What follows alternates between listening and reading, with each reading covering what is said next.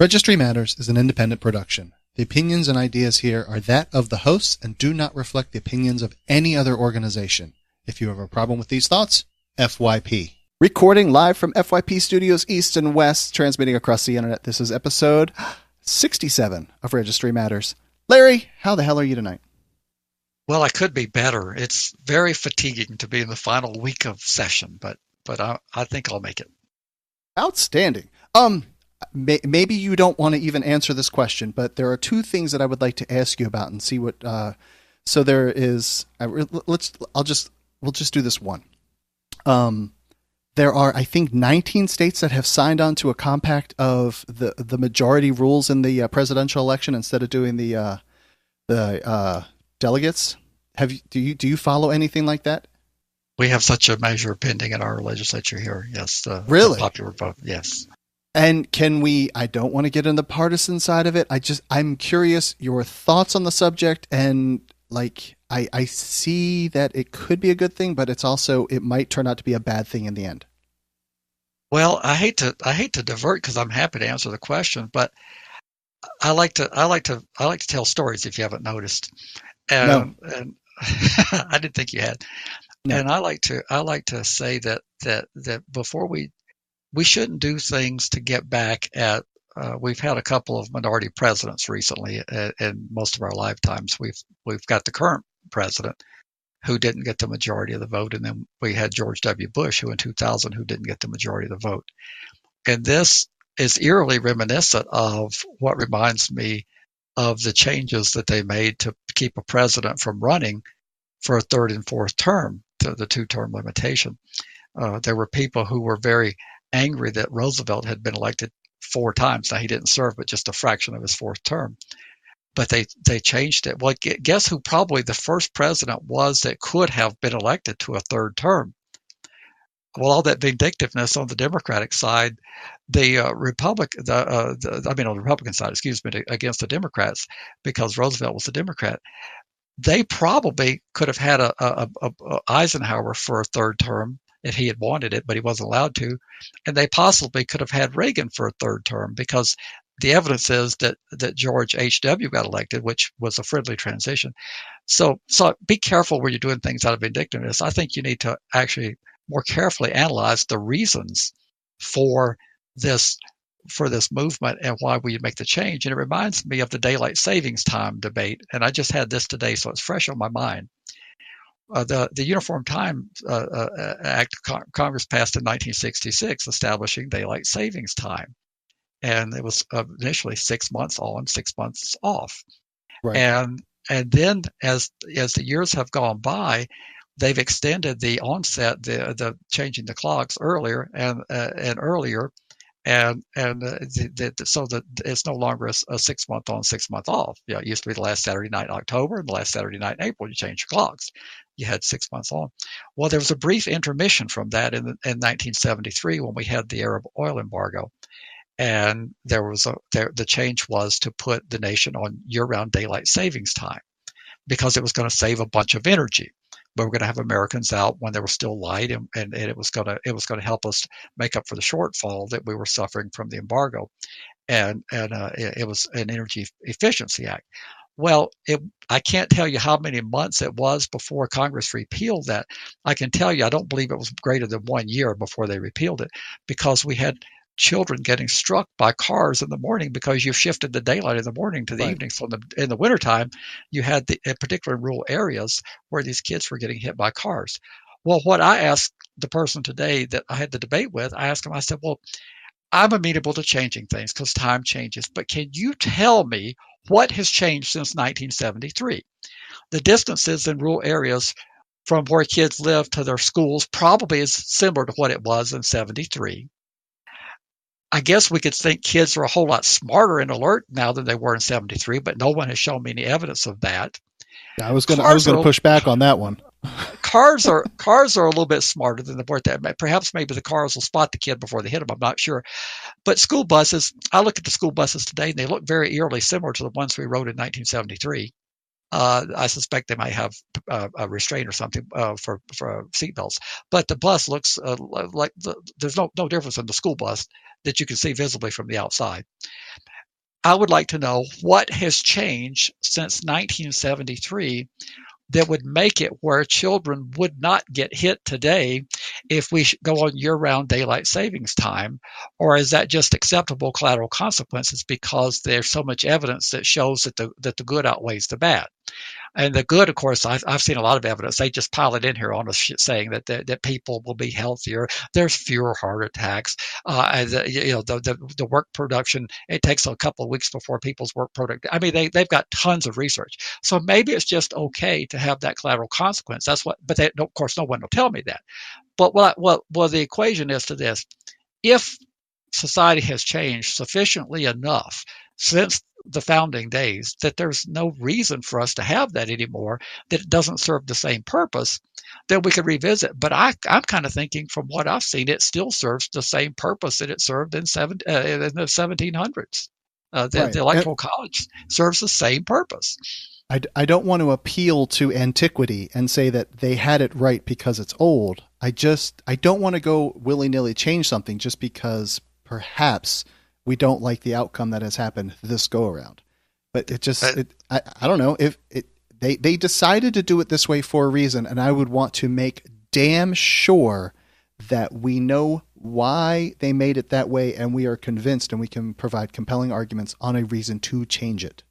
Absolutely, and the reasons I've been provided to me make no sense, but to the people that are making them make sense. The overwhelming majority of the contact I'm receiving is in favor of the change.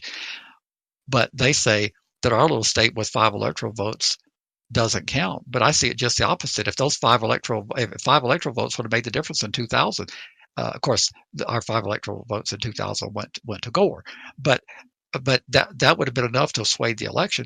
But they say that we'll get more attention. I don't know how we would. It seems like to me, if you're just trying to tally up the masses of votes and get more millions of votes, it seems like to me that you would campaign in the states that have people. And it seems like to me, states like Wyoming and Montana and New Mexico that don't have any people, I can't imagine how you could run your vote total up to go to a state that has no people. I'm at a loss on that one. Right. Seems like to me I'd spend my time in California and New York and Texas and Florida. I would go to the population centers. I just can't understand how their logic flows. Yeah, I guess from that side of it, it would transition it from being just a handful of the, whatever, it's the 4 or 5 just swing states, the Ohios and the Pennsylvanias and stuff, and it would switch to places that are just going to give you the biggest bang for the buck. Right. If you're just on a vote getting operation completely, you would just concentrate on the large states and trying to really run up the margin in the large states, and then you can say to hell with the small states. They got not 100,000, but they got 600,000 people. What difference does it make if the opponent gets 70% of the vote there? It still isn't going to amount to anything. Yeah, I was just curious what your take on it is, because I think Colorado may be the most recent one to do it. I haven't followed which states have jumped on that bandwagon, but I would not be surprised because they would fall into the category of being the ones disappointed about the recent results. But I'm not sold yet. I'm open to hearing the arguments that are compelling, and they have not been presented. And the same thing on the time change. That bill may make it through the legislature, but all you listeners out there that are a whole lot smarter than I am, tell me what has changed since '73 that would make kids so much safer than they were in '73. I mean, if the school calendar, the time looks just about the same. They run a traditional school calendar still in the majority of the country. So the schools are getting underway about the same time they were in '73. The schools are starting to fill up around 7:30 each day. They have their early morning festivities before they start classes, but usually classes have started by 8:30, 9 o'clock. Nothing's changed since the '70s. So I don't understand, unless kids are glowing in the dark now because they've got so much radio. I don't understand how the kids would be more visible today than they were in '73. Maybe the lights are better on cars than they were in '73. Remember, we had just those single round lights that Yes. every car had the same light, and Yes. you had to align them with these fancy machines they had, and the screwdriver, and you'd constantly adjust the screw, and then you'd put the alignment thing in front of it and see if it was shooting straight ahead. Certainly. but maybe but I'd like to hear what is different that kids are going to be safer now than they were in '73 and '74. And I'll make 2 closing points. It is garbage to have Halloween at 6:00 at night and the sun is still out. I think that sort of defeats the whole purpose of Halloween. The second thing is that they made a change in like '05 or whatever where it squished things back to be this like 4-month long thing. From an IT point of view, holy crap! It made nightmarish kind of changes required because they were almost like hard coded to handle the time change of exactly when it was and. Then they put in this thing, so you had to get patches for everything. Cell phones couldn't handle the update. It was really nightmarish. Oh, I remember that. Everything when you bought a VCR, if anybody knows what a VCR is that's listening, all those things were programmed for the time change because it was 6 months on, 6 months off. Yep. So all it had was a basic calendar, and it knew when it was the last Saturday in October, it was time to go backwards, and it knew when it was the last Saturday in April, it was time to go forward by an hour. But now it's all over the map. Yep. All right. So let's cover a listener voicemail about the hysteria of the registry. Hi, this question is for Larry. I was calling specifically to try to address the current hysteria that we're facing with the registrants and parallels between the Civil War. And I was wondering, since you were around during the Civil War, if you could give us a rough idea of how similar the hysterias are and whether there's anything we can do to overcome it like we did the hostilities during the Civil War. And I thank you very much for your time, and FYP. That has to be one of the best questions we've ever gotten. So, since you were around during the time, you were the strategy guy after Lincoln was assassinated. What do you think about the hysteria of the registry? Well, I guess there is. I guess there is some similarity, though. There was a lot of people who felt that the Union should have made the Confederates suffer more before they were readmitted, and the people who helped the underground movement of slaves to the free North were vilified, and they were ostracized, and if they were ever outed. So he's actually not completely off the wall. You had to do what you did in secret back in those days. I remember them vividly.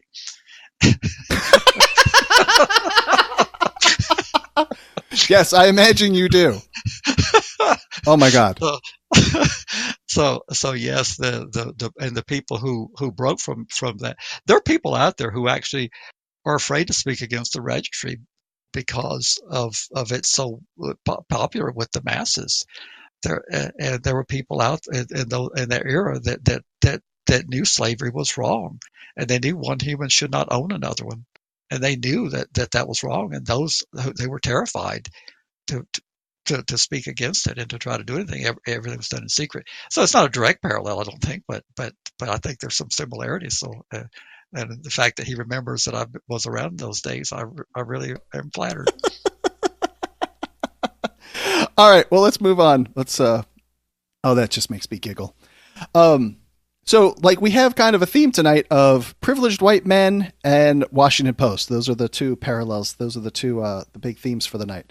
The first article comes from the Washington Post, and it's Why Prisoner Abuse and Deprivation Persists in America. And I don't remember, maybe it was a month ago, 3 weeks ago. I know we covered it when Josh was on, and it was about the jail, the detention, whatever, in Manhattan, and like the power had gone out, and people are like practically freezing to death, and it was right when the Arctic blast thing came through, and it's 20 below zero, whatever. And it's a long read, but good grief, man, we really do treat our people like crap in prison. And it just, why do we have this like vengeance, and we just want to get that extra little pound of flesh just every time and just beat people down into the dirt? Well, I read the article, and the guy's name escapes me at the moment, so I'm going to open it again. Spencer Weinrich. Apparently, his writings had a lot to do with our philosophy about corrections in this country. Oh, you're talking about the Panopticon, like the original author? Okay. Yeah. I'll find it here in a second. The last name is Bentham. Bentham, yes. He had these doctrines about the person in prison had to be treated less well than the poorest and the most underprivileged among us. Or else, his theory was that everybody would want to go to. I mean, he didn't say that in the article, but it is maybe he did in his writings. But it looks like his theory would have been that otherwise everybody would be signed up to be in jail. But we have this thing about the confinement is not enough. We want people to suffer. It's not the Holiday Inn, and that's ingrained in us. The masses, if you went out and picked 100 random citizens and you asked them, what is the purpose of incarceration? They'll tell you punishment. Right. That'll be the first thing out of 65 or 70 of their mouths, maybe even more. And you say, well, punishment, what does that mean to you? Well, they need to suffer so they can think about what they did. And you say, well, don't you think just really being confined away from their families is no. They should have it hard. But he goes through all this stuff about how they made lots of money from exploiting prison labor, which to some degree still happens today. That's what we were talking about. Yes. I don't know, Andy. Why are we the way we are? I think it's because of what we've been taught. That's what those are our values that have been instilled in us as we grow up. That people who've done wrong need to suffer. It feels to me that if you have any sense of comparing us to other nations, that the European countries put us on some sort of even scale from an economy, from human rights, things of that nature, and they have a significantly lower population. They have a significantly lower recidivism rate. I can't imagine that they have significantly lower criminality. They just don't beat you into the dirt the way that we do here, and I really struggle with why we can't be. It feels really what's the word I'm looking for? It feels the contrast is really striking to me, because statistically they are significantly less religious, but they are significantly more forgiving. We are a much higher religious country, and we are significantly less forgiving of people. I think you might be onto something, Andy. I've been noticing that most of my adult life, that we preach a lot of forgiveness, but it's hard to find much of it in this country. And the countries that have a lesser reliance on those values, and I don't want to offend anybody no more than I have to, but the nations where it's less of a dominant force, they seem to build systems to rehabilitate and to forgive and give second chances without any religious bent at all. And when people try to draw out my religious beliefs and I tell them I don't think it's relevant, I said my values are solid, I think. And they say, well, where do they derive from? And I said, well, they don't have to derive. I mean, do you think you have an ownership of morality and values? It seems like to me that you don't. It seems like to me you can be a moral person with values because it's the right thing to do. You can base it on how you'd want to be treated. And I think these European countries have just done a deeper study rather than just putting their finger to the political winds of what the masses want. And I think they've realized society is better as a whole if they take a slightly different approach and incarcerate fewer people for shorter periods of time with the goal of returning them as productive citizens. That just seems like a better social policy to me. But I don't know how. I have another hypothesis for you. Because they are taxed at such a higher rate that they want every person in the system to try and collect all those taxes. Well, most of the countries we talk about do have higher rates of taxation than we do in America. So I'm wondering if it's not there just to get them back in the system to collect the revenue. I don't know. Just a thought. I don't know. But I think those taxes are levied to make for a fairer, more just society, and I think it's that collectively they've decided that we're better off if we have a fairer society where everybody feels like they have the opportunity to participate. We've got a significant number of people in America who feel shut out. Now, I know you've got some conservatives out there listening to us who say they're not shut out; they can make anything they want to do with themselves. But I challenge you to go to a facility that serves homeless, provides basic services, and look at the condition most of these people are in, whether it be mental illness or whether it be addictive disorders, whether it be you name it that they're suffering from. They're not anywhere near employable, and it would require significant undertaking to get many of these people, and I can't give you a specific percentage, it may vary from city to city and from shelter to shelter, but these people have deep problems that just simply saying pull yourself up by your bootstrap is not a solution. Interesting. And I think we benefit more if we have those people producing at the best of their ability rather than running around with shopping carts. I don't understand how that's acceptable. Well, moving on to an article from Yahoo Sports. Maybe you recall the Oregon pitcher that couldn't get drafted. He was like this super hot pitcher and should have been something like a first-round draft pick or something close to it. I don't really follow these sports things, these foosball kind of operations. But I recall it quite well. That would be Luke Heimlich. Yeah, Luke Heimlich, and he got signed to a Mexican league, so I guess he's going south of the border, and he's going to be a pitcher down there. I was really trying hard to see if it would say anything about, like, is he going to be, like, is he a starter? I don't know what they do in baseball. Is he going to be out there on the mound game one? Did he get a decent salary? Is he making $20,000 a year, and he's going to still be, like, eating peanut butter and jelly sandwiches? Well, I can assure you that the Mexican league doesn't pay as well as the National League or the American League in this country. They wouldn't have the lucrative contracts. But it illustrates one thing clear to me is that in this country, he, according to the accounts of the article, he could have been in the starting rotation of any of our professional baseball teams. He's that good. But because of the registry and the hype and the sensitivity and the fact that the National League and the owners didn't want to deal with all that distraction, he was too much of a distraction. They don't have that distraction in Mexico because they don't have a public sex offender registry. The registry is the problem, folks. Without a registry, he would be playing baseball in the United States. Right, and there's just one little sentence in there. It says, several MLB teams, including the Kansas City Royals and Baltimore Orioles, considered picking up as a free agent, but were worried about the potential backlash from doing so. There Absolutely. We go, folks. We got, like, a person that you could put at the top has an elite skill set that is, you're born with it, you're trained into it, and just all the right factors come into play. And because of a mistake, you cut them off at the knees, and the kid's got to go south of the border to play baseball, which now, I would suspect he's not going to do poorly. He's just not going to make $12 million a year, or whatever it is here. Now remember, folks, in our forgiving country, he did this crime when he was 15 years old. And he's 23 now. Yeah. We're not talking about a person who was a hardened, perverted criminal, repeat offender. We're talking about a juvenile. And the only reason why he got exposed is because his conviction from Washington, there was these vigilantes fishing into the registry list, and they demanded that they be released, even though he was not listed publicly. And they got the list, and they outed him. As I keep saying, the registry is the problem. Whether or not it inflicts punishment directly, it's certainly inflicting a lot of punishment on Luke, isn't it? Because he was basically drummed out of baseball in the United States. Here's a really awesome statement from the media director, Juan Alanis. He is welcome like any other person that comes to give the best of himself and try to get a place on the roster. Why don't we have that attitude?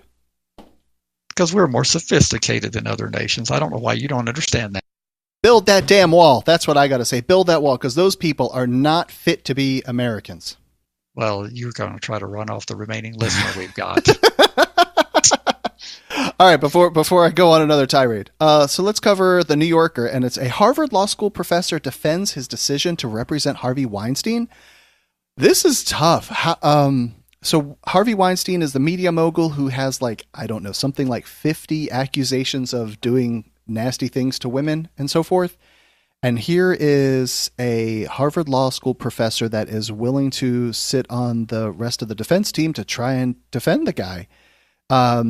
There's not a lot of information because he kind of sidestepped most of the questions because he's like, I'm not going to answer any questions about the case. And he's not going to answer any questions about the decisions of the attorneys before him and so forth. But kind of interesting. Here's somebody that says he deserves proper representation just like everybody else.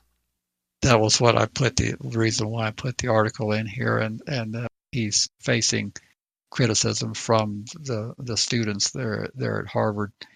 And I just don't know what the alternative would be. I'm guessing that these students who are criticizing, and it's probably beyond the student population, but this was particular about the students at Winthrop House, which I'd never heard of Winthrop House until I read this article. So those who are more brilliant than I can explain what Winthrop House is. I guess it's a dorm, some housing within the Harvard University, but the students are criticizing Mr. Sullivan, Ronald Sullivan Jr. And he does go through an interview, and he does decline to answer some questions. But in an adversarial system where it is dueling parties, what would you want Weinstein to have? No one at his side? Is that what the people are wanting? That we would put him in a duel with nothing to joust with? I mean, is that what you people want? He's entitled. That doesn't sound like a bad idea. I mean, he's guilty because he's been accused, right? Well, that's what Sullivan said. Is that the mere accusation, he's presumed guilty. That's in the interview here, and it's a long interview. But people who are bored with time on their hands, he does answer. he does answer some significant questions, and I just can't believe that you would be against him having representation. It baffles me that I would say that probably the people don't understand our system that would feel that way. He's entitled to the presumption of innocence, and he's entitled to representation. I do keep hearing, particularly with the like the 20 or whatever presidential candidates on the Democrat side, they are coming out almost with slogans that say "Believe the woman." And while I don't want to discount that a woman has had a traumatic experience, or anybody has had a traumatic experience, I really don't want to discount it. But I just don't know that it's fair to just like walk in and say, "Believe the woman," just like the Smollett thing. And I'm sure we're going to have comments about that here in a little bit. But you just can't believe them. You have to validate it and then believe it. Otherwise, it's an anecdotal piece of statements. Then we need to scrap our system altogether, if that's where you want to go with it. Our system is not based on believing anything. It's based on evidence that supports the accuser. And the accuser has the burden to show beyond a reasonable doubt. Didn't I tell you about me sitting on jury for that, though? There was a DEA officer here in town, and he was being civilly sued by a confidential informant. She had zero credibility. She was a drug addict and all this, and she had claimed that he coerced her, forced her, whatever, to take some nude photos, some Polaroids. And she was like, "He took these photos and I'm suing." Okay. And I was like, "I believe he did it. Show me the pictures." Innocent. I was like, "Show me the pictures." So we found him not guilty because there was no evidence. Well, I mean, there was some evidence. There was her allegation, but beyond her evidence, there was no corroboration. And what they're asking is that we go down this slippery slope where there's no corroboration for any accusation. And that's dangerous. And that's what people are not thinking through very carefully. You show empathy for any victim of a crime. Smollett should have been shown empathy when he came in looking bruised and beat up. But the empathy stops where you start giving delving for the evidence to support, so that you can go look for the perpetrator, make sure you've got the right person, and you're putting the right person in a cage for a long period of time. And we need to have evidence to do that. And of course, his story, although some might have said he was being victimized, he was not being victimized, being asked for evidence. Neither is a person who makes a sexual accusation. There's nothing victimizing them, saying, "Okay, well, we've got to get further into this because we're looking to take someone's freedom away for a long period of time, and the burden is on us. We've got to prove this," and that's the way it should be. And I'm surprised that people don't want it to be that way. Of course, they will magically want it to be that way when they start losing their freedom just because someone said something. When they start getting caged for long periods of time, then magically they'll say, "How did we get to that point?" We got to that point because of people like you, who are not standing firm for presumption of innocence and requiring proof beyond a reasonable doubt. Absolutely. Well, another long read comes from the appeal. And actually, I shouldn't say long read because this one isn't as long as some of the articles from the appeal. This one's a little bit of a twist, though. This one is, woman faces life in prison for sharing drugs with another woman in jail. And as best as I can tell, so the woman is a druggie, and she put some drugs in where the sun doesn't shine. She ended up getting arrested. And then while in custody there, I guess in like lockup, she gave what she had to a person in the same cell as her, and she died from taking the MDMA. I think maybe that's not what she took. But anyway, so the woman in the same cell with her dies from an overdose, and they're going to now charge the woman with homicide for passing a fentanyl trafficking. No, I'm sorry, that's not it either. Anyways, well, the woman died from a drug overdose. It is fentanyl tracking law. It is? Okay. Trafficking, yes. And I don't know what the hell fentanyl is, but somebody smarter than I can tell me, but it doesn't sound very good. But so just by passing the drug, and so some people before we started the show said, yeah, I mean, like you could give something of a wrongful death, but is it homicide? So, well, let's just go to since I'm really not well versed on what fentanyl is and quantities. It says the law created mandatory minimums for fentanyl possession, including a minimum of 3 years for 4 grams. I don't know if 4 grams is a gallon or if it's a bushel or what it is. It doesn't sound like very much, though. I mean, how much is 4 grams? Small. How about that? 28 grams is an ounce, so 4 grams would be tiny, tiny, tiny. Okay, so you got to get the mandatory minimum of 4 years for 3 years for 4 grams, 15 years for 14 grams. Now you say that's a half an ounce, right? 14 would be half, yes. Yes. Okay. So then you're talking about 25 years for 28 or more grams. It also cemented first-degree murder as a charge in cases where homicide results from drug transaction. In Florida, first-degree murder means an automatic sentence of life without parole. I'm just struggling with this because those penalties, if you've got the quantities right, that sounds like a horrendous penalty to begin with for possession. But you haven't killed the person if they voluntarily ingest it. They killed themselves. Perhaps. Just for clarification, one of our drug addicts in the chat said that it's a highly potent drug used to manage end-of-life pain situations, to give some sort of context to it. Do we have that kind of an audience in this place? What kind of joint are you running? I'm just picking on somebody in chat. No, I'm glad that somebody could answer that because I really don't know what I'm talking about. But my consternation is that it's like I pontificated last episode about, or the episode before that, about rape isn't rape if it's not rape. And if we're going to convict someone of murder, I don't think a voluntary ingestion would qualify. Now, if you held a knife to their throat and said, this knife is going to slice your throat if you don't swallow that, then you're put in a Hobson's choice. If you're going to die with the blade or you're going to die with ingestion. But I don't understand if a person wants to get high and someone helps you get high, I don't understand how they could be convicted of murdering you. What did I want to say? I had a conversation with someone about this in like the terms being used, and it was agreed upon that to use the term rape for using a position of power to get involved in something is not the same as something like rape or murder. I think in the conversation we brought up talking about some of these like Charles Manson, where he has like totally convinced people to go do his bidding, but here Manson is in prison for forever, right? Well, he's dead, but yes. Okay, close enough. Whatever. Who's the one that's still in jail then? Who's the one that's like trying to get out? Some of his followers that did the deeds. Okay, he had a harem of women that followed him. Right, and he convinced them to go do these evil deeds, and he then got convicted of it. Isn't that the same thing, or no?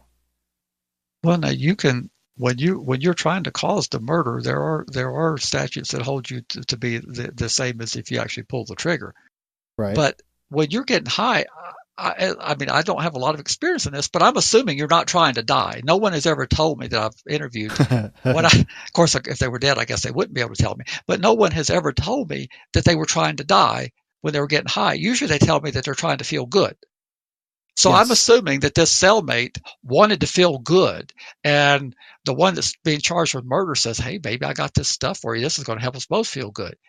Right. I don't see the requisite intent to kill anybody, and I don't know how you can be convicted of killing somebody that you didn't intend to kill. I just don't believe that without them being able to, I'm just not buying it.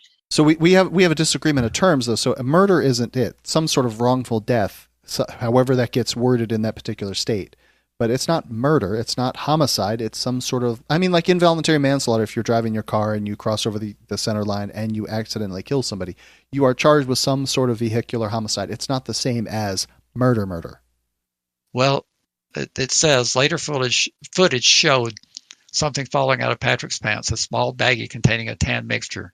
The substance was tested and revealed 2.5 grams of and to contain fentanyl. Patrick told officers that she grabbed the bag after it fell out to prevent the other woman from getting sick. Patrick did not alert authorities, and she tried to throw out the other drugs before the strip search. Well, I think that's a logical thing to do. On November 20th, Patrick was charged with first-degree murder. I'm just not seeing it. Right. So, Because first-degree murder is like premeditated and all that shit, right? that would be what it should be. I mean, it may have bracket crept to be many things beyond that, but first-degree murder ought to be deliberate, willful, premeditated, going out and killing somebody. And I just don't believe she wanted her cellmate to die. Yeah. And I don't believe she forced herself. I don't think she forced her cellmate to ingest this stuff. I think this is an example of how our system gets so distorted. Yes, she shouldn't be bringing contraband into a jail. Absolutely. There should be a penalty for bringing contraband into jail. There probably is in every state that I'm aware of. There is. I think maybe that would end the inquiry. She would be charged with introducing contraband to a correctional facility. Right. Well, here's article number 2 from the Washington Post. How did Jeffrey Epstein get away with it? Congress should inquire. We've I think this may be the third time that we've covered this particular individual, and but here's yet another rich, powerful white dude that only has received 13 months in Palm Beach jail. He is required to register, and if he's in Florida, these could be pretty dismal conditions. However, he's like 100-something times over millionaire. I suspect he can buy enough property that he doesn't have to worry about. He has an island, if I remember right. He does. He totally has an island, and he's got super duper powerful friends. His attorney. I would assume that whoever your attorney is, you have some sort of relationship with them, and that is the current labor secretary. Yeah, he has a small Caribbean island and a private aircraft, which you could buy a Cessna for $20,000, but I don't think that's what he's got. So. Well, what do you think he has, just out of curiosity? Considering that he's had presidents on this plane, I don't think they're flying in Cessnas. He's probably got something along the lines of a Gulfstream. So he's got like a G5, which is, I don't know, a $400,000 aircraft or something like that. I didn't just know as a guess. I didn't know you could buy anything that cheap. Yeah, I mean, it's depending on if it's long range or not. I only like passively follow this stuff, but you could easily fly the thing across the Atlantic Ocean and go to dinner in Europe and then fly back. And that's how you're gonna be flying in pretty good comfort at your leisure on your time schedule.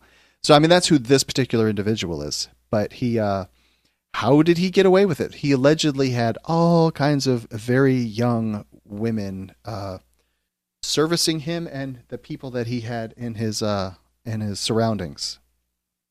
Well, it does raise that question, which we're going to get more into in terms of the disparity of treatment.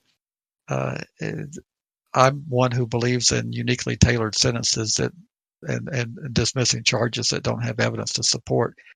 And since I'm not in deep inside this case to know what the evidence would have supported, I really can't say what they could have convicted him of. But I think being that there's so many people that have supposedly gone deeper, found so many irregularities, and the person who made the decision is in a powerful position in government, I think it's worthwhile to take a little peek below the surface and see if there was anything of an improper nature that resulted in this very, very soft outcome. And it's soft comparatively. I mean, I'm not being on the registry is not de minimis, but it is de minimis for a person who has the resources he has, because he's able to insulate himself from all the basic things of life that a regular registered citizen would have to deal with. So I think it's worthy of digging a little deeper to find out, but I certainly am not going to claim to know everything about the inside, but it certainly does look questionable. Yeah. Especially, I don't know. It does trouble me that his attorney is now the labor secretary. Well, that's the point for the congressional inquiry. If the labor secretary acted outside of Department of Justice, DOJ policies, and they made a deal that was totally contrary to DOJ policies, then what was the inducement for that deal? That's worth asking those questions to find out because the DOJ policies are pretty rigid in terms of how much latitude they give the U.S. attorneys across the country. And you're not generally allowed to dismiss a boatload of serious charges. That requires going up the DOJ food chain and getting some very high approval to do that type of a plea arrangement. So I think it's worth looking at, but I don't want to just throw the whole thing of uniquely tailoring. That's what we've claimed we're for. That each defendant should be treated individually, and they should look at the strength of the case, and they should adjust accordingly, and they should sentence accordingly. But there's nothing wrong with looking. Yeah. And we did get another article. This one like lit up every social media platform and every news segment on the TVs when it came out on the 8th. It says Manafort's mind-boggling 47-month sentence prompts debate over judicial system's blatant inequities. And we could talk about somebody that gets 5 counts of CP on their computer and they get 400 years in prison. This guy was like, I don't want to discount, I don't want to exaggerate. He was convicted of money laundering and a bunch of other things that are like white collar crimes, tax evasion. And 47 months, I served 6 years for what I would consider to be less than, but how did he get 47 months? And you and I spoke about it earlier. And to give you the bottom line up front is not that he should get longer. We should reduce everybody's sentences because 47 months is still a long freaking time to be locked up and not have movies, sex, good food, whatever, your freedom. 47 months is a long time to lose it.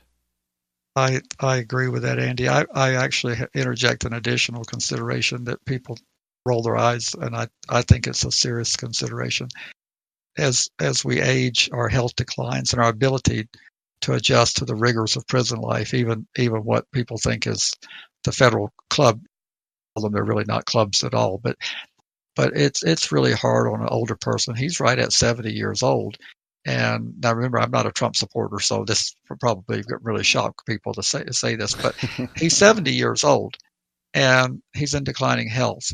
And 47 months for a 70-year-old, the factor that I always say should be looked at is if you're dead set on punishing a person, and that makes you feel good, punishing when you give a 70-year-old 4 years in prison, that's a significant part of their remaining life. And then when you compound the fact that a 70-year-old has in declining health has all sorts of things that makes it difficult for them to sleep. They have arthritic conditions and bursitis and all types of things I can't even begin to pronounce that make that time much more grueling for them than it does for a 24-year-old. It's enough. 4 years is enough of punishment for the guy. Anything that he's going to benefit from prison, he can achieve in 4 years. But it does beg the question, how is it that we're so dead set to sending people away for a dozen years, like former Governor Blagojevich? He's still serving his time for similar crimes, white collar in nature. That was the Illinois governor that's sitting in the maximum supermax up in Colorado, I think, the federal prison. It's like this is out of context. But how do you justify such a downward departure with our horrendous sentencing? I think we should revisit the horrendous sentencing that we're imposing across the board. And I think that First Step Act is just the beginning of the revisitation. I think we need to look at our sentencing all across the board. 4 years is enough, but who knows what it's going to end up, because he's got to be sentenced at another court next week, I think. Yeah. There is a, I don't know. I don't even know how to pronounce the guy's last name. There's an attorney, Scott Hetchinger. For context on Manafort's 47 months in prison, my client yesterday was offered 36 to 72 months in prison for stealing $100 worth of quarters from a residential laundry room. So he's going to serve some similar amount of time to Manafort for money laundering millions and millions and millions of dollars for what you could possibly call hostile foreign entities. Well, he makes a point. Ready to be a part of Registry Matters? Get links at registrymatters.co. If you need to be all discreet about it, contact them by email, registrymatterscast@gmail.com. You can call or text a ransom message to 747-227-4477. Want to support Registry Matters on a monthly basis? Head to patreon.com/registrymatters. Not ready to become a patron? Give a 5-star review at Apple Podcasts or Stitcher. Or tell your buddies at your treatment class about the podcast. We want to send out a big heartfelt support for those on the registry. Keep fighting. Without you, we can't succeed. You make it possible. Yeah. All right, then. So our next article comes from the Washington Post. Yet again, I think this is the last one, too, for anybody that's keeping track. This is good times. I will title this article for my own title. It is illegal to be black in America. A black man was picking up trash outside his home. Then police confronted him. He didn't look in place, Larry. That's what this is. He wasn't picking up trash in the right kind of neighborhood. So the police confronted him about it and made a big stink over him being on his property. Well, this came on my radar, and it saddens me that we're still. I know that people watch the clip. They're going to say he should have complied.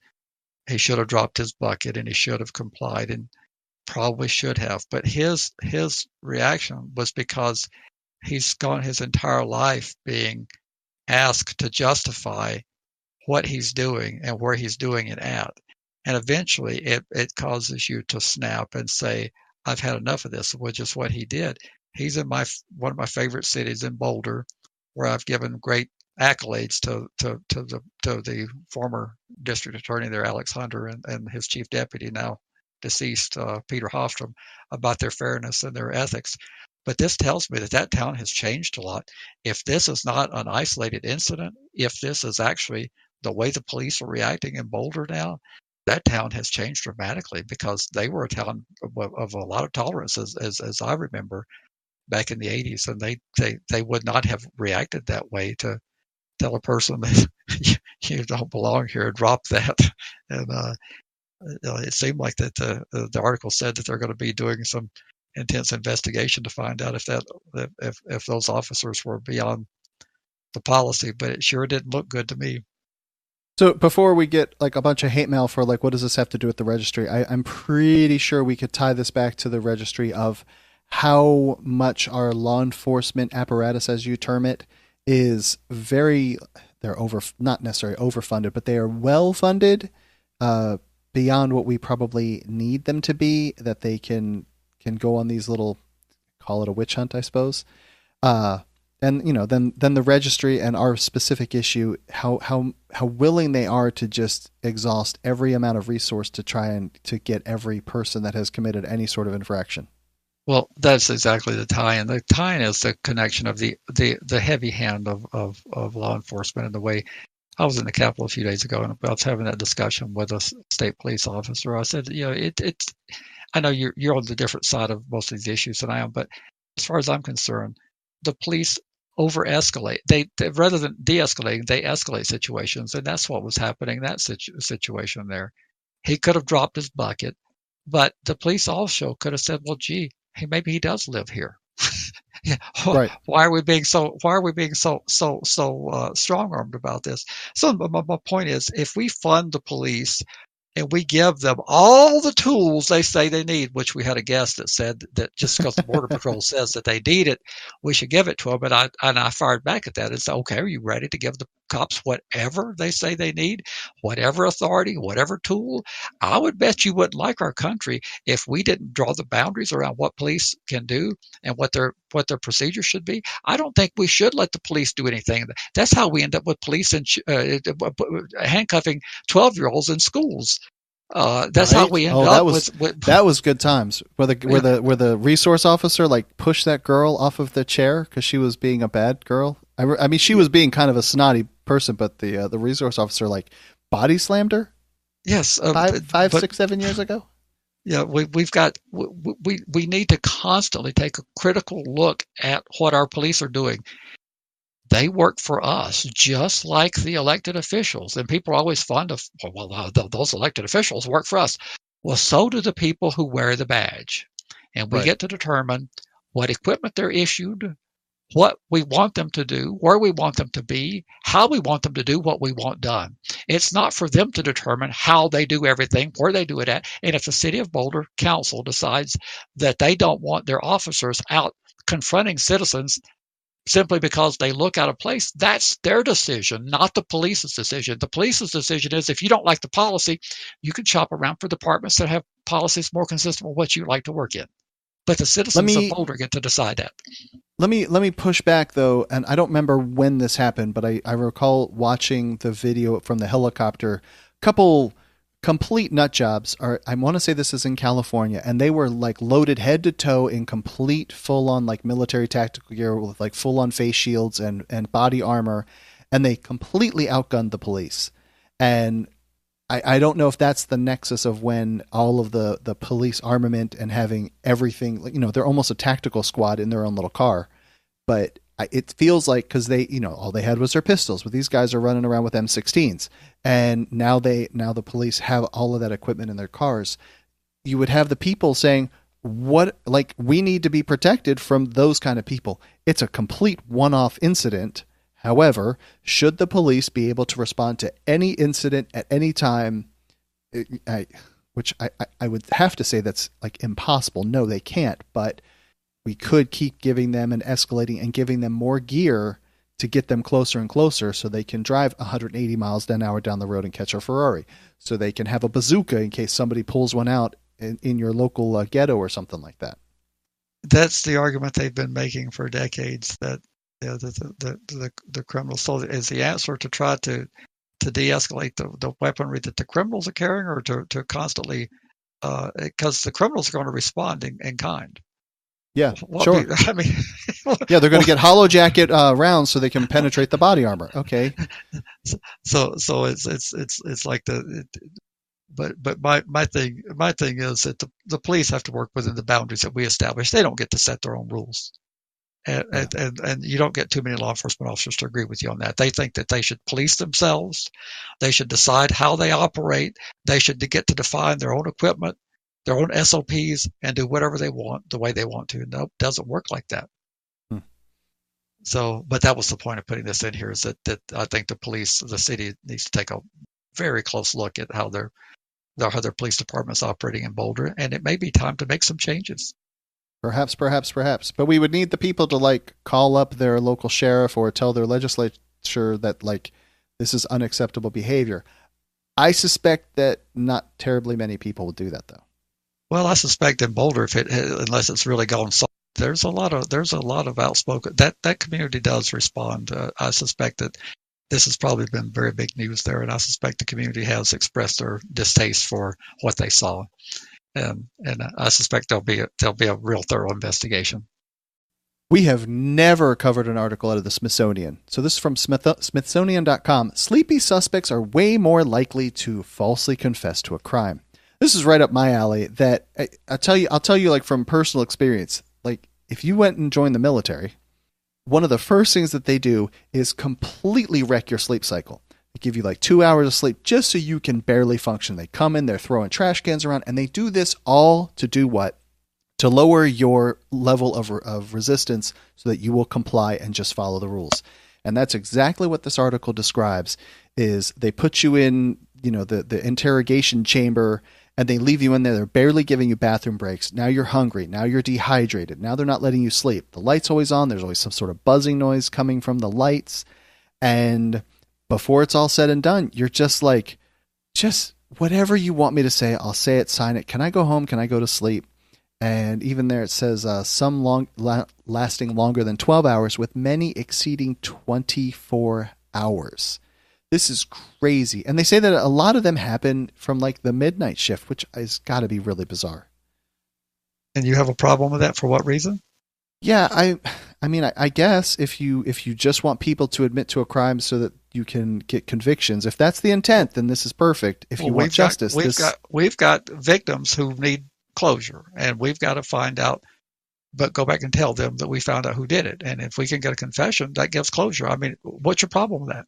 Yeah, I'm with you. This one drives me nuts. This is right up there with like the memory stuff. This is right along the same lines that why it feels like in the age where we are, we could have much more scientific based, evidence based process of working through cases with people that understand scientific method to get in there and do these things in a proper way that's wholesome and humane and so forth. But feels like we're still running stuff out of like the 20s or something, or when you were coming up in the 1780s.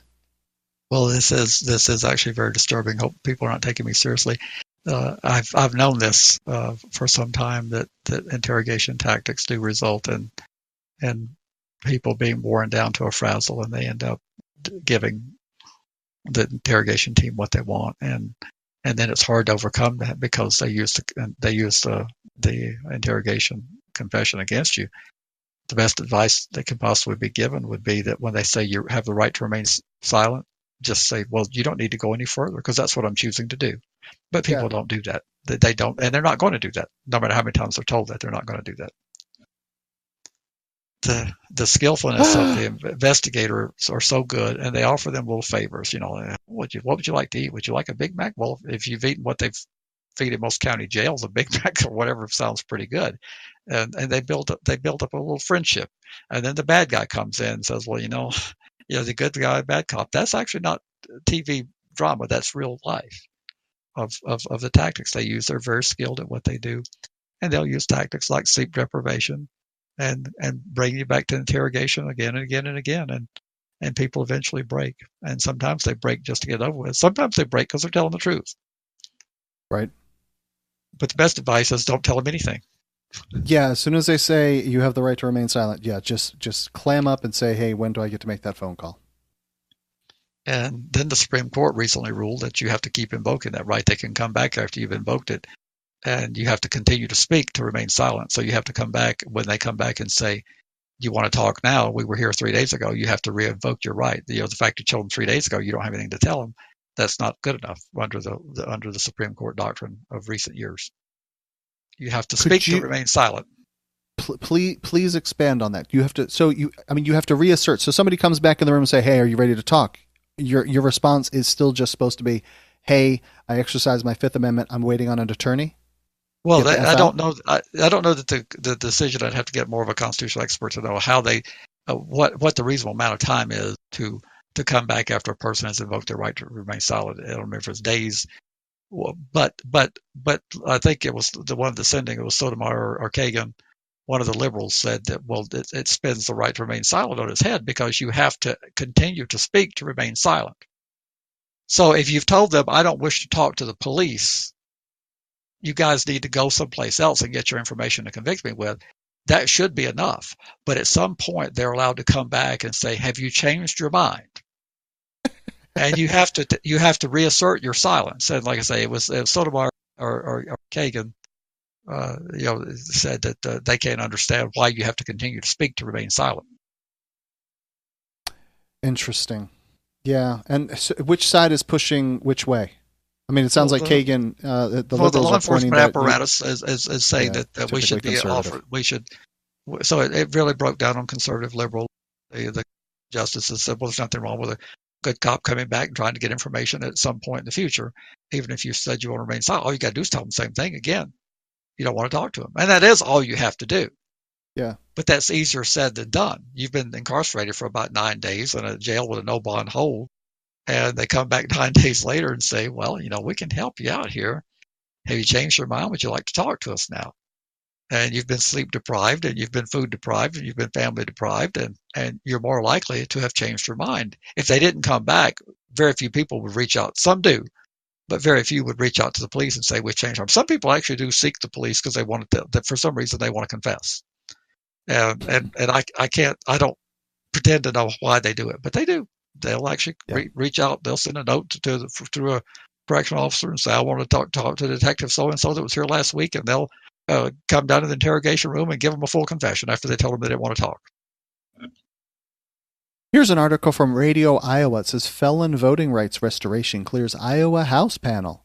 In a rare moment, the Republicans, Democrats on the committee unanimously embraced a plan for Governor Kim Reynolds on felon voting rights. This looks like it would give voting rights back to felons somewhere around 2022. I suspect that there are going to be carve-outs, though, of certain crimes that don't get them back. This would be a move in the right direction, but it's not going to be, you're not kicking the ball through the goalposts. Well, you notice they carved out sex offenders, and it does say that there. It's such a short article, I almost missed it. It says, the Republican said that he strongly supported keeping those people should lose their rights forever. So for murder, rape, and child sex abuse from voting, those are the 3 carve-outs, which is pretty typical. Yep. So, but it's something. I mean, they restored 1.4 million people in Florida to vote. Larry, that one still bothers me so bad that it was a constitutional amendment back right after the Civil War. So whatever, like the 1870s or 80s is when that got put on the Florida amended to the Constitution. It was Amendment number 4. That's how old it is, and they just finally reversed it. So well, it takes time, but I think I saw some data just recently. We've played Rush Limbaugh saying that the reason why that passed was to get more Democrat voters, as he calls them, for the Democrat Party, as he calls it. But the data is showing that the people are registering in the Republican Party.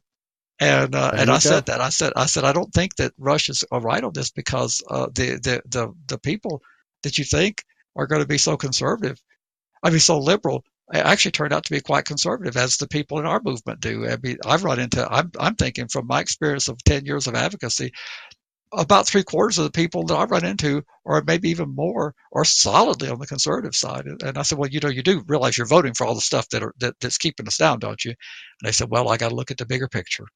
And I said, what's the bigger picture? And they'll say, well, prayer in the schools, same-sex marriage, and things like that. That they have to look at the bigger picture. But the data is showing in that Florida that the people that are registering are not registering with the Democrat Party; they're registering with the Republican Party. I'm sorry, what party? Republican. Oh, okay. I thought I heard you say con at the end there. Well, if they can't pronounce our party correctly, I don't see any reason to pronounce theirs correctly. It's the Democratic Party. Oh, I see. All right. When they take such great satisfaction in butchering the name of the Democratic Party, you are a Democrat, but you're a member of the Democratic Party. And so it's my way of poking back at them. If they can't pronounce our party correctly, I don't see any reason to pronounce the Republican Party correctly. And then our penultimate article comes from the Indiana Lawyer. Divided COA, which I don't know what COA is.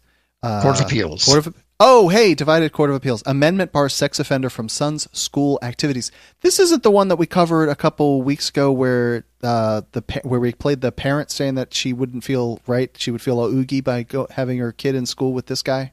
That's not this guy, is it? I'm not sure if it is or not. It looks like too recent to be. It looks like this one just came down. Okay. But here we go. And this guy had been going to the school functions, if I remember right how I read this. He was able to go, and then they made a law after his sentence and maybe even after he got out that prevented him from going. So now he can't go, so he filed a ex post facto kind of claim. Have I reiterated this halfway correctly, or do I have this confused with something completely different? Okay. Yeah, he did it close enough. He filed a declaratory judgment. What is a declaratory judgment then? It's a vehicle where you ask the court to declare your rights under law, and it's one of the best vehicles to use to challenge the registration statute. People end up trying to do it in post-conviction and all sorts of mechanisms that are not the best. The declaratory judgment gives you the opportunity to build an evidentiary record. Okay, and so this says the Howard Superior Court found the statute unconstitutional as applied to his circumstances after noting that he had been previously able to attend his son's school's functions and sporting events before the statute's amendment. So it feels to me like this is very much like almost all of our other post-conviction, the additions added to the registry, like the Alaska people, they didn't have living restrictions. Well, now they probably have living restrictions, or now they have work restrictions, they have internet restrictions, they have all these extra restrictions that weren't in place when the sentence was handed down. This feels, this is just yet another thing of something that our people can't do that was added after the fact. And the court in this case found that this was not a sufficient disability to under the 7 factors that we've talked about, the Kennedy, Mendoza, Martinez 7 factors. They didn't find that this one exclusion was sufficient enough that it was punitive. And of course I disagree with them, but that's what they concluded. All right. So I guess he's got one more appeal he can do to the Indiana Supreme Court. Got it. So, and it's a very conservative state too. Well, that's the best place to be. The conservatives are going to be our salvation. Outstanding. Let's not go down that road again. I don't know why you don't understand that. What the hell's wrong with you people? I know, right? And our final article is you can find this in a bunch of different sources, but the one that I grabbed was 13 WMAZ. It's a Macon, Georgia news outlet. It says lifelong monitoring of sexually dangerous predators unconstitutional. Georgia Supreme Court rules. This was a unanimous decision.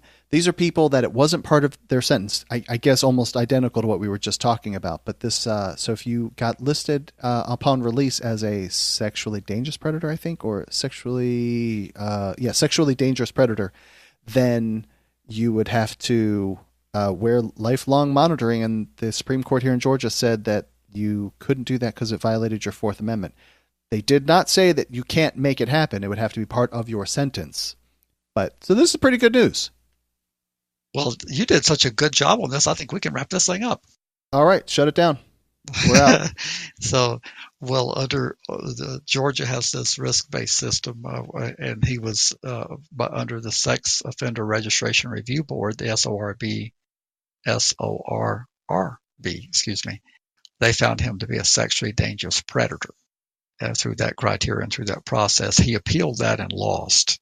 He appealed the board's decision and he lost.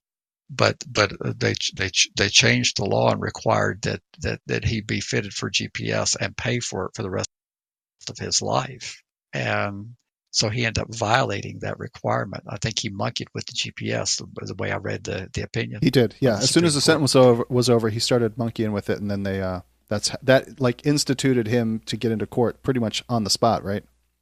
And then that's one way to get in court. I tell people you can file a declaratory judgment like we just talked about, or you can tell people to take their law and shove it. And that's essentially what he did when he monkeyed with the GPS. And you can challenge the constitutionality through the Georgia process worked amazingly well. He did what's called an interlocutory appeal. They charged him with violating the requirement of the GPS monitoring. And an interlocutory appeal is rarely granted, but it's a type of appeal that's limited to where if the decision on the interlocutory appeal would be dispositive, meaning dispose of the entire case without a trial, the interlocutory appeal will sometimes be granted. And they granted an interlocutory appeal to determine whether the statute was unconstitutional. And they found that it was, which that was dispositive to his charge of violating it because it's unconstitutional.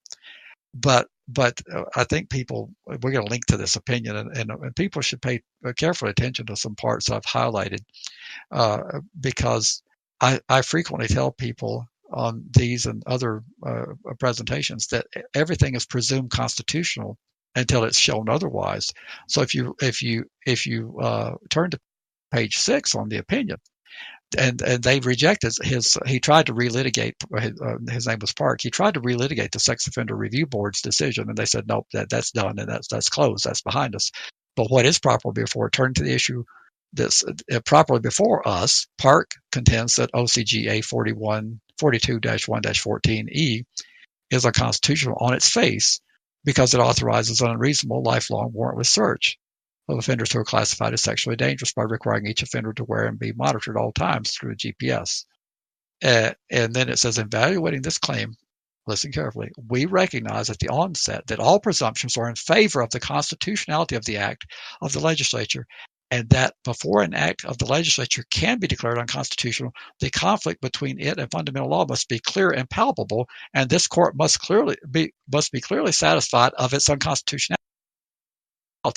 Moreover, because statutes are presumed to be constitutional until the contrary appears, the burden is on the party alleging the statute to be unconstitutional to prove it. So it's not old crazy Larry telling you this is the jurisprudence. This is the 2 centuries of evolution of what our courts, the deference they give to the legislature. So the legislature was presumed that they enacted something that was constitutional, and it would be operating just fine, except for Park said, well, I don't think it is. Right. And if Park had not said that, this is not a roving tribunal that was looking for something to find unconstitutional when they woke up on the morning of the 4th. This was a party who brought a challenge because he was facing prosecution and imprisonment, and he said, I don't believe the legislature got it right. That's the reason how this got before the court.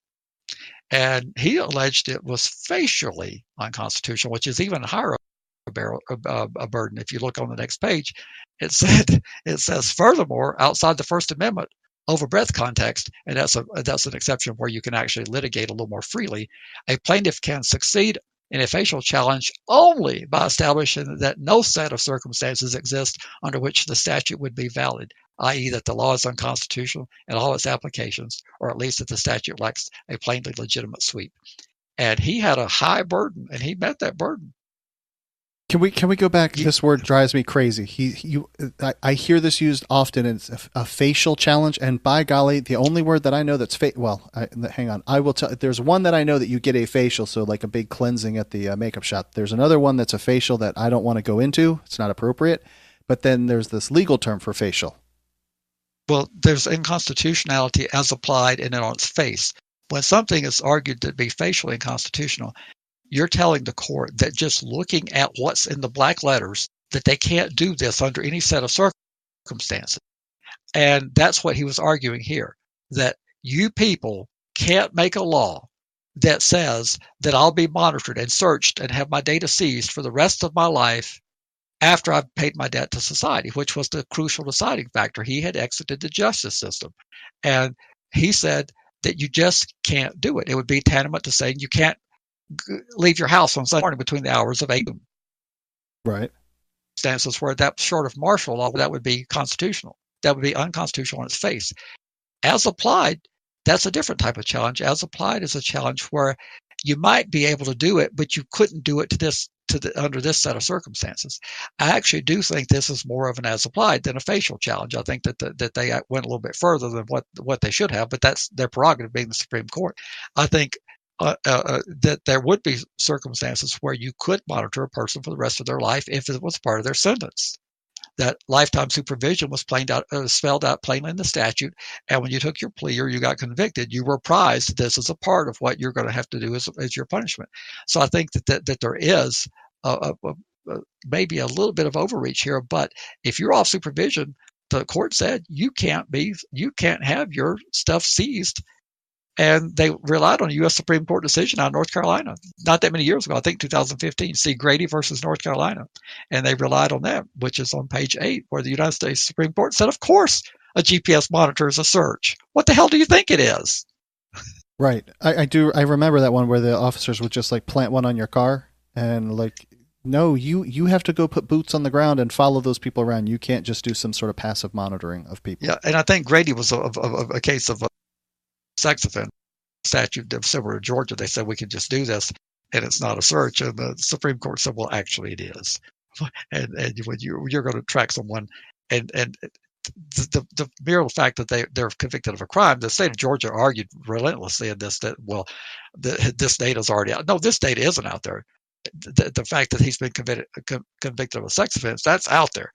But where he moves, where he goes, and the fact that he has to have a irritating device that he has to pay for, which adds insult to the injury, attached to him seizing that data for the rest of his life against his will, that is clearly a search, according to the Supreme Court of the United States and the Supreme Court of Georgia. This then also feels to me that this sets up all kinds of other post-supervision kind of challenges that people could bring up. You know, the Packingham stuff in North Carolina is on par with this. There's all kinds of other stuff that people would be able to challenge post-supervision. Absolutely. This is pretty much everything. Building the body of case law that I've been preaching about for some time. I don't want people to have to ever register under any set of circumstances because I think it's a bad policy. But I think you could constitutionally get away with it while you're being punished.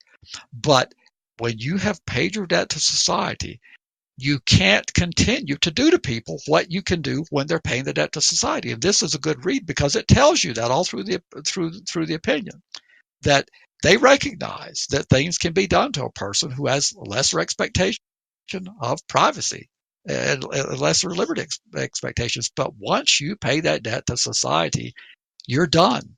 If you offend again, we will lock you up again. Right. That's what the Right. answer is when people say, what do we do next if they offend again? Well, we prosecute you again.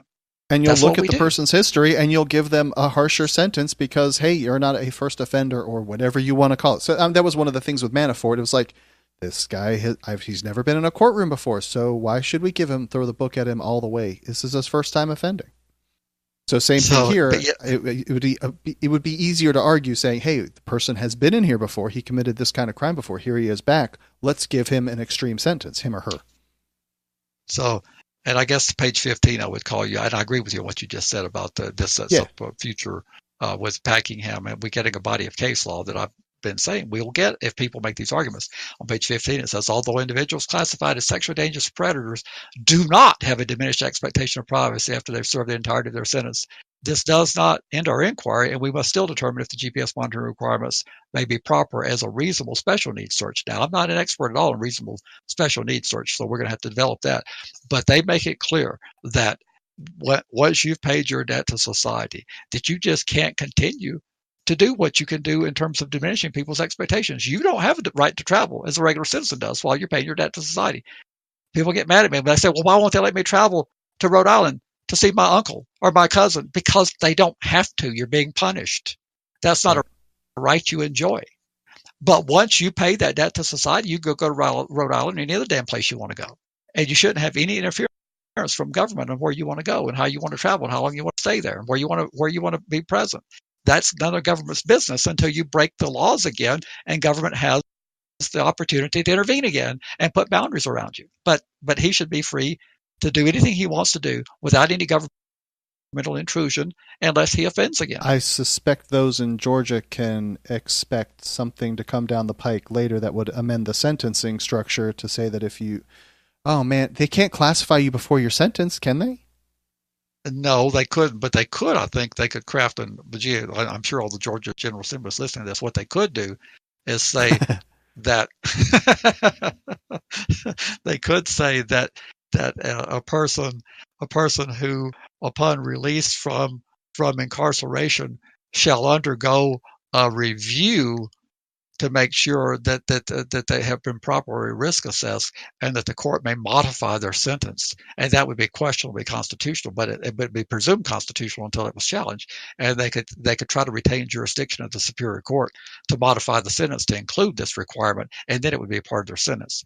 So all the people that are listening in Georgia that work for the General Assembly, that you're going to have to be very, very cagey about how you do it, and then someone else would have to challenge that, but they could try to craft something that would bring that back with the zone of the sentence of the person.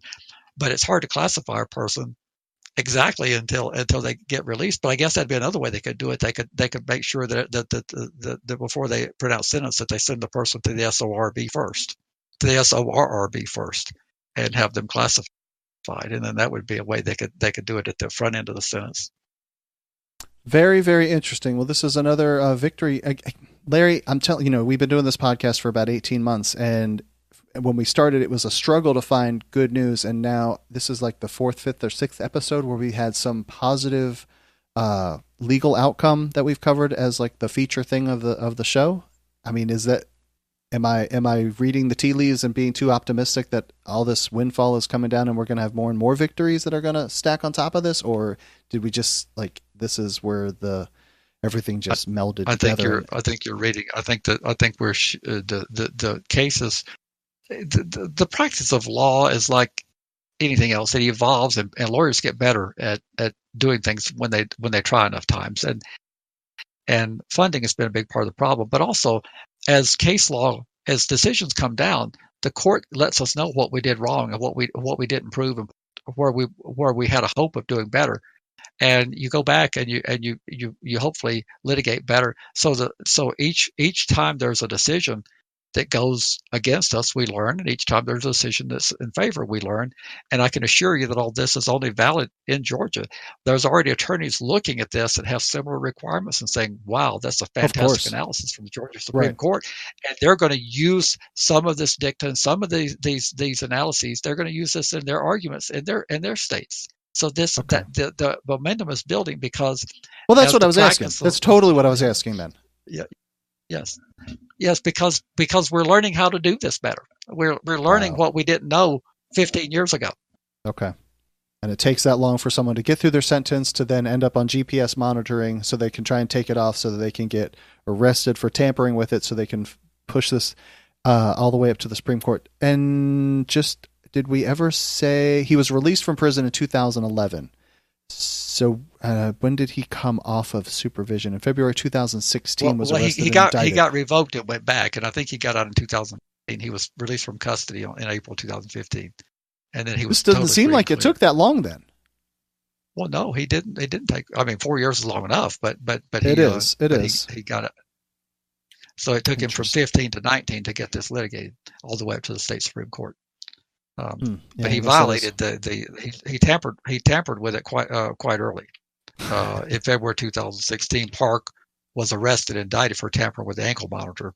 So it took him from 16 to 19, basically 3 years. And that's not uncommon for this type of litigation.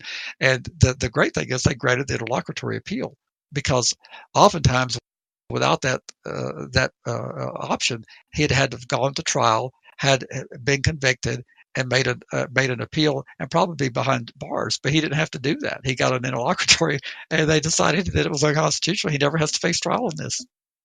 Interesting. That's very good. Well, groovy. So we have another good news segment at the end of the show. Someone had asked several months ago, like, why can't you guys have any good news? Like, I don't know. There's not a whole lot of good news, but here we are again with some good news. We do have good news, and I thought we'd get some feedback about the Third Circuit about the habeas corpus. I haven't heard a peep of anybody about that. We talked about the Third Circuit case last week. Yes. No, I know. But that's what I'm saying. Like for a while, we didn't have anything positive to say, and now that's what I'm saying is like for the last half dozen episodes or so, we've had very positive outcomes of different cases. The Attorney General thing, there's just been this whole but I'm posing the question back. Now that we had the positive news, how come we aren't getting positive feedback? The people that said, why don't you people have anything positive? Why aren't you people saying, thank you for the positive, and why aren't we hearing feedback about the positive? I suspect that we will hear it now that you've made a big deal about it. Well, let's shut this down, Larry. Are you ready to shut it down? Do you have anything else you want to say? Well, I think we've done a great job, and I'd like to know how people can be supportive of Registry Matters. What would be the best way to support us? The absolute best way? Let's see here. Okay, so we need to go find one of those lottery winners, and we need to go get them to open up their checkbook and just write something with a whole lot of zeros at the end of it and contribute that to the podcast. That would be the best way. Why not just give the guy that his tickets he dropped the tickets and then someone turned him in and he got his tickets back? Did you hear about that one recently? I think I did. There was somebody that just did the generous act of giving somebody else the tickets. Well, no, I think he lost them. Then someone said, "Hey, I found these," and then I think he got back to the purchaser if I understood it right. But I think that why wouldn't we just recommend that they turn the entire ticket over to Registry Matters? Oh, I think that's an excellent idea. So, and then somebody in the chat said, rob a bank and drop off the stash. We can't condone any sort of illegal activities in supporting the podcast, though. So I don't want to know where the cash came from. So, all right. But visit the website. The website is Registry Matters. We ruled that one out. Okay, yeah, we have to overrule and we can't do that one. But the website is registrymatters.co. We could probably go back in time and figure out why I registered a .co domain and not a .com domain. I have no idea now why I did that, but whatever, it's a .co. And we have this great phone number that's a whole lot of airplane numbers with some twos. So we have 747-227-4477. And those of you that are trying to write it down, it's 747-227-4477. Larry loves to receive voicemail messages so that we can posit and contemplate all these different ideas that people send us. If you want to shoot us an email message, it's registrymatterscast@gmail.com. That's not like the cast of the show. That's actually for podcast. but I guess it doesn't matter because it's the same 4 letters. And then to support the podcast, the best way and the most appreciated way, we love all of our listeners, but the ones that do Patreon, we love them the mostest, is patreon.com. That's patreon.com/registrymatters. All righty. And then how can they be in live chat so they can actually converse with us, even though I never watch that thing, but I hear it dinging all throughout the recording. Oh, we need to figure out. I need to show you how to turn that into streamer mode so it doesn't bother you. But there's a Discord server. You can find a link in the show notes. I'm not going to give you the funky characters at the end of it. But if you want to join in and you can listen to us talk about this or hang out during the week, because we talk about all kinds of craziness, pass articles around and discuss things. I'm going to eventually get you in here and to talk with some of these political nuts and their crazy ideas about different policies that they want to implement. And see, get you to push back on them because they're all nuts. Now you can't say that; they can't all be nuts. They're pretty freaking crazy, and they're all in there saying, "Hey, it's me. Nope, it's me. Nope, it's me." We love you guys very much. I can't tell you how much I appreciate having you people to talk to during the week. I really, really do. Very much appreciate it. So, and that's all I got, Larry. Well, it's good for you to have me back this week. I appreciate it very much. I very much appreciate you having it. Actually, there were people in the chat room saying, God, man, Larry really knows his stuff. So, yeah, you really do. And I very much appreciate you being here with me every week. Well, I got them snowed really well, haven't I? That's probably true. So, I appreciate it, Larry, and I will talk to you very soon. All right, thanks. Good night. Bye. You've been listening to FYP.